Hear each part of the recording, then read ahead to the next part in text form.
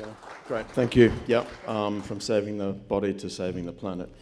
Look, no questions, climate change poses a serious threat to the planet, and I'm sure you've heard a lot about it. I was reminded of it as early as a few weeks ago in Greece with my family on the hottest day ever recorded, at least in that region. So it's a serious threat, and Hazer is developing a serious solution to that. And effectively, we have developed a low-cost, low-emissions hydrogen production technology that is very well positioned to play a leading role in global decarbonisation ahead of the pack, so we can provide an immediate solution today to accelerate the hydrogen economy. There's 8 pillars to broadly our story. We're a low-cost, low-emissions proprietary technology.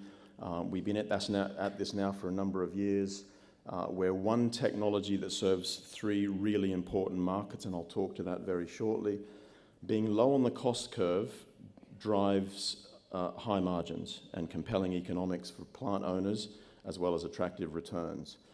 We are rapidly expanding our footprint globally. We have struck up some really attractive partnerships with Tier 1 industrial groups that are looking for a decarbonisation solution in the steelmaking sector and other really important sectors that have got serious carbon emission challenges. We're a very advanced technology. We are effectively TRL 7 today on the NASA technology readiness scale, so advanced. We've been at this 15 years. We have got proven scale up, and I'll talk to that very shortly. We've got a very clear pathway to commercialization. We're a CapEx light model, very importantly. We're leveraging the fact that we're a licensor of the technology as opposed to being owners of plants. And that drives, of course, early free cash flow as we effectively collect royalties and license fees and let others effectively develop the technology through their capital spend. 2 sides to our story. We've got the hydrogen as well as supercritical mineral in graphite, which is diversifying our earnings base, so 2 really important hard markets that we effectively tap into. We're in the tailwinds of the rapidly expanding hydrogen market, which is growing at 6% per annum at the moment, and of course we're in the sweet spot of the energy transition, which has meant that there's a lot of government support and policy support. And if you turn the clock back 3 or 4 years, there was 3 countries in the world that had national hydrogen strategies. Today there's over 30, so you can see the momentum that the industry is building at this stage. So what do we do? In terms of our technology, we essentially take methane as our feedstock. So methane, for those who don't know, is mostly natural gas and LNG, or liquefied natural gas. It's 25 times more harmful than CO2. So it's a serious problem for the planet. We effectively pass it through a reactor, and at 800 to 900 degrees, we simply split methane into its raw elements of pure and clean hydrogen and graphite, okay? Now, the X factors for the technology is that we use iron ore, which is readily available and cheap, as a catalyst, and it does 2 things for us. It dramatically reduces the temperature of our reactor. Everyone else doing this is doing this at 3,000 degrees Celsius and above, okay? So naturally that's going to bring down our operating costs substantially, and that really positions us low on the cost curve as a serious competitor here. The second thing it does is it gives rise to graphitic carbon and a graphite of up to 95% purity, which against the competition, they have carbon black, which is amorphous and unstructured in its nature, and we have graphite, which has got a broad application worldwide. Okay? So one technology, 3 really important markets: the hydrogen market, the graphite market, and of course the importantly decarbonisation market, where a lot of industrial players are trying to effectively reduce carbon emissions in their portfolio. Just to reiterate our cost and our positioning in effectively the playing field, this is a chart of carbon intensity. Up here is bad, down here is low, and this is cost. Of course, lower cost versus higher cost. There's 3 ways today of producing hydrogen. Electrolysis, commonly referred to as green hydrogen, very high cost. Why? Because it is 7 times harder to split the water molecule into hydrogen and oxygen than it is to do the same with natural gas or methane. Okay, so that's naturally going to be 7 times more energy intensive to effectively produce hydrogen, which is why it's high cost. And of course, with that energy, you need a lot of power, and that's high emissions, okay? Without renewables, it's not really going to be a viable economic technology in terms of effectively their ability to compete on the cost curve. The better comparison is with steam methane reforming, which is 100%, almost 100% of the market today. And I'll show you the market shortly. Steam methane reforming is again using methane as a feedstock, but for every kilogram of hydrogen that is produced with steam methane reformation, there is 11 kilograms of CO2. So it's not a climate solution, it's a climate problem, and that's the immediately disruptable market that we're participating in, replacing steam methane reforming, because we have the same feedstock in natural gas. Instead of a carbon dioxide byproduct, we have a graphite, a supercritical mineral, as a co-product, okay? So well positioned on this chart in terms of cost and carbon intensity. We're a plug-in technology. We effectively produce hydrogen at the demand center for customers, okay? So imagine a refinery or a petrochemical plant or an LNG facility, a power generation facility that requires hydrogen today.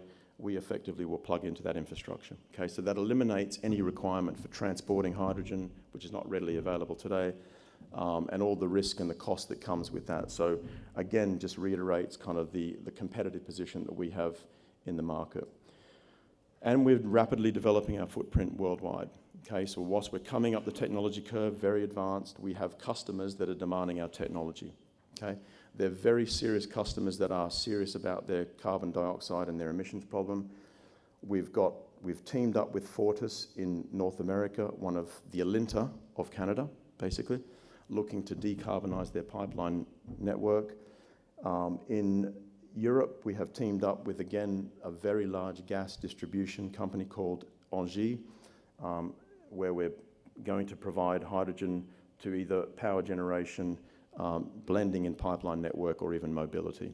And importantly, in Asia, we have teamed up with the world's largest LNG importer, Chubu Electric, which imports up to 15% of the world's LNG, to develop a project to decarbonize power generation in Nagoya in Japan. So first mover advantage in really key markets that are looking to decarbonize: North America, Europe, and in Asia. Next one. So there's a bit more color on the projects that we've got. We are expecting all of these projects to be online by the end of this decade. So, you know, again, when we think about our revenue model, these are going to be really important projects for us as we leverage that technology, and we leverage our low-cost model in terms of our license fees and royalty receipts, okay? We're very advanced technology, as I said. So we've been on this journey now for 15 years. We started in the lab in 2007. We have gradually scaled this up very successfully to our commercial demonstration plant, which is in Perth, in metropolitan Perth in Western Australia. It has scaled up actually very well. As we've got larger, it's got easier to procure equipment and materials and other things. And we bring this project online this year. So a very important milestone for us. The objective of the CDP, or the commercial demonstration plant, is to demonstrate our technology at commercial scale on a continuous basis. It'll be the first time we do it, and an important and pivotal milestone for the company as we go into the commercialization of our technology. A brief word on the CDP. We put out an announcement on Monday. We're on track to deliver this year. We've got 2 of our critical pieces of equipment just arrived in Australia. They're currently undergoing final assembly, and they'll be delivered to site for installation, and we'd expect to be commissioning this plant latter part of this quarter, early part of Q4. So again, watch out for that. CapEx-light business model, I referred to this a number of times already. This effectively enables us access to early free cash flow. We've spent $70 million developing this technology in the last 15 years. We're over the hill in terms of what's required in terms of large-scale capital to develop the tech. We will leverage now the advanced nature of the technology and the licensing model that we've developed to effectively commercialize. So One technology, two very important markets, a combination of license fees and royalties on those three really important product streams, if you like, the hydrogen side, the graphite side, as well as the decarbonisation or the carbon offset market, which is equally important in the world today. A brief word on graphite. We've got a really versatile, unique product that is attracting a lot of attention. We have managed to secure a partnership with Mitsui, one of the world's largest traders in coking coal. They see real benefit in our graphite, a synthetic graphite, and mind you, most of the graphite supply today is coming out of China. In fact, I think 100% of, or close to 100% of the synthetic graphite market comes out of China. So we offer a really unique alternative to the graphite market. Mitsui has picked it up. Some of the early work that's coming out of this is very exciting, in particular steel making as a replacement for coking coal. To remind you that steel making today is over 10% of the global CO2 emissions, so it's something that we're really excited about in our ability to provide not just hydrogen to steel making, but also a graphite, which is a low emissions product to help the Green Steel Initiative. The hydrogen market is actually quite large. Today, it's 95 million tonnes per annum. To put that into context for people, the LNG market today is almost 400 million tonnes. So call it a quarter going to a third of the total LNG market. Now, in terms of value, it's valued at $175 billion. The LNG market was valued at $150 billion. So it's actually more valuable than the LNG market, but a quarter of the size, okay?